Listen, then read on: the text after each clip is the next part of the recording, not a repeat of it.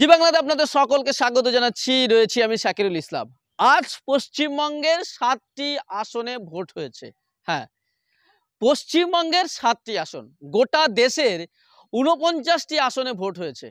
উত্তরপ্রদেশ, বিহার, ঝাড়খণ্ড, উড়িষ্যা, কাশ্মীর এবং লাদাখ সহ আমাদের পশ্চিমবঙ্গে মোট ৪৯টা আসনে ভোট হয়েছে। তার মধ্যে পশ্চিমবঙ্গের ৭টি আসনে ভোট হয়েছে। হুগলি জেলার হুগলি আসনে ভোট হয়েছে, আরামবাগ আসনে ভোট হয়েছে, শ্রীরামপুর আসনে ভোট হয়েছে। পাশাপাশি হাওড়া জেলার হাওড়া এবং উলুবেড়িয়া কেন্দ্রে ভোট হয়েছে। উত্তর ২৪ পরগনার বনগাঁ এবং ব্যারাকপুর আসনে ভোট হয়েছে। এই ৭টি আসনে কে কোথায় জিততে পারে এ নিয়েই আজকে আলোচনা করব।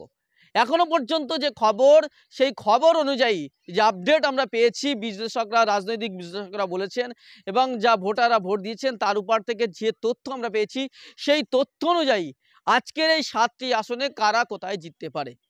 আমরা যেটা তথ্য আমরা পেয়েছি, সেখানে বনগাঁ লোকসভা কেন্দ্রে গতবার ২০১৯ লোকসভা নির্বাচনে আমরা দেখেছিলাম যে বিজেপির শান্তনু ঠাকুর তিনি জিতেছিলেন। এবার যে তথ্য পাওয়া যাচ্ছে যে বিজেপির শান্তনু ঠাকুর এবার কিন্তু জিততে পারবে না, বরং বনগাঁ লোকসভা কেন্দ্র থেকে তৃণমূল কংগ্রেসের প্রার্থী বিশ্বজিৎ দাস সেখানে কিন্তু জিততে পারে বলে আমরা জানতে পারছি।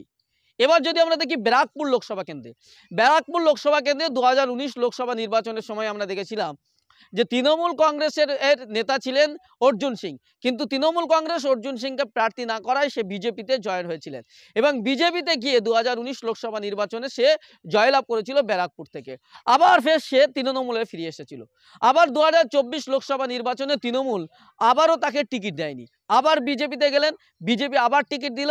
আর সেই আসনে তৃণমূল কংগ্রেসের প্রার্থী হচ্ছে পার্থ ভৌমিক, রাজ্যের মন্ত্রী। সেই পার্থ ভৌমিক বনাম অর্জুন সিংয়ের লড়াই। এবার কি অর্জুন সিং তার অর্জুন ধরে রাখতে পারবে, নাকি অর্জুন সিং সেখানে হারবে, এটা নিয়ে বহু চর্চা রয়েছে। তবে এখনো পর্যন্ত যে খবর, সেখানে কিন্তু অর্জুন সিং এবং পার্থ ভৌমিকের হাড্ডাহাড্ডি লড়াই হতে চলেছে। এই জায়গায় দাঁড়িয়ে বলতে পারি যে সেখানে কিন্তু কে জিতবে এখনো নিশ্চিত করে বলা যেতে পারে না। অর্জুন সিংও জিততে পারে এবং তৃণমূল কংগ্রেসের প্রার্থী পার্থ ভৌমিকও কিন্তু সেখানে জিততে পারে।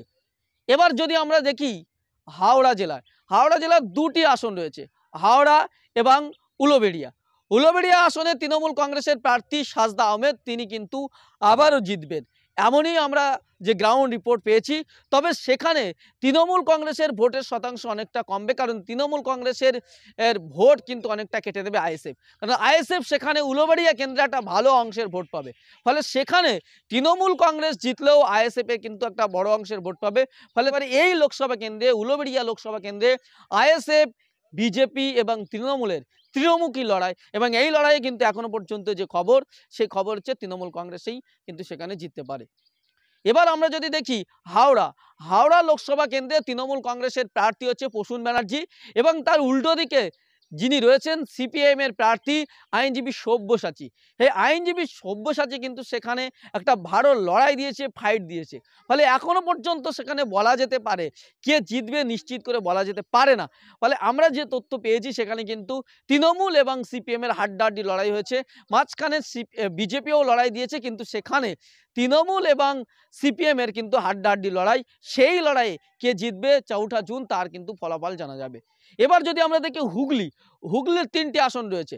হুগলি লোকসভা কেন্দ্রে সেখানে বিজেপির প্রার্থী লকেট চ্যাটার্জি, যিনি ২০১৯ লোকসভা নির্বাচনে জয়ী হয়েছিলেন, তিনি কি এবার জিততে পারবেন, নাকি তার এগেনস্টে দাঁড়িয়েছে তৃণমূল কংগ্রেসের প্রার্থী রচনা ব্যানার্জি বনাম লকেট চ্যাটার্জি। এই লড়াইয়ে কে জিতবে, এই প্রশ্ন কিন্তু রয়েছে। কিন্তু এখনো পর্যন্ত যে তথ্য আমরা পেয়েছি, সেখানে হাড্ডাহাড্ডি লড়াই হয়েছে রচনা ব্যানার্জি বনাম লকেট চ্যাটার্জি, কিন্তু সেই লড়াইয়ে অনেকটা এগিয়ে রয়েছে রচনা ব্যানার্জি।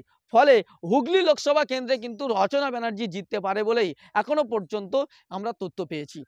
এবার আমরা যদি দেখি হুগলির এই আরামবাগ আসনে কিন্তু তৃণমূল কংগ্রেসের জয়ী থাকলেও তৃণমূল কংগ্রেসের প্রার্থী গতবারে অপরূপা পোদ্দার তিনি জিতেছিলেন, এবার তাকে প্রার্থী করেনি, বরং সেখানে অন্য কাউকে তৃণমূল কংগ্রেস প্রার্থী করেছেন এবং এই আসনটাই তৃণমূল এবং বিজেপির একটা হাড্ডাহাড্ডি লড়াই চলছে।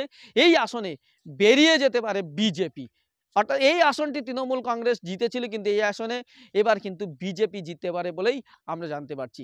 এবার যদি আমরা দেখি হুগলি শ্রীরামপুর, সেই হুগলি শ্রীরামপুর আসনে কিন্তু আইএসএফ একটা ভালো টক্কর দিয়েছে এবং সেখানে সিপিএমের প্রার্থী দীপশিতা ধর সেও কিন্তু লড়াই করেছে এবং হাড্ডাহাড্ডি লড়াই করেছে।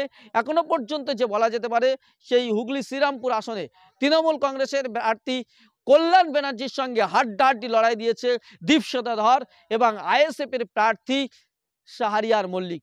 এই ত্রিমুখী লড়াইয়ে কে জিতবে তা কিন্তু দেখা যাবে। তবে এখনো পর্যন্ত দীপশিতা ধর এবং কল্যাণ ব্যানার্জির যে লড়াই, সেই লড়াইটা কিন্তু জমে উঠেছে। এখনো পর্যন্ত নিশ্চিত করে বলা যাচ্ছে না কে জিতবে, তবে লড়াইটা অত্যন্ত হাড্ডাহাড্ডি হয়েছে এবং এই লড়াই, ত্রিমুখী লড়াইয়ে কে জিতবে সেটা 4 জুন জানা যাবে। এই ছিল আজকের 7টি আসনের যে ফলাফল, সম্ভাব্য ফলাফল কি হতে পারে। তবে সব জায়গায় যে তথ্য আমরা পেয়েছি সেই অনুযায়ী এই 7টি আসনের মধ্যে 1টি আসন জিততে পারে বিজেপি, 5টি আসন জিততে পারে তৃণমূল কংগ্রেস এবং 1টি আসন জিততে পারে সিপিএম। এই হচ্ছে আজকের 7টি লোকসভা কেন্দ্রের ফলাফল, সম্ভাব্য ফলাফল। বাকি ফলাফল অবশ্যই সঠিক কি হবে সেটা তো 4 জুন জানা যাবে। ততক্ষণ ভালো থাকবেন, সুস্থ থাকবেন। আজকের মতো এখানে শেষ করছি। যদি ভিডিওটি ইউটিউবে দেখে থাকেন তাহলে আমাদের ইউটিউব চ্যানেলটি সাবস্ক্রাইব করুন, আর যদি ভিডিওটি আপনি ফেসবুকে দেখে থাকেন তাহলে আমাদের ফেসবুক পেজটি ফলো করুন। সকলে ভালো থাকবেন, সুস্থ থাকবেন। ধন্যবাদ।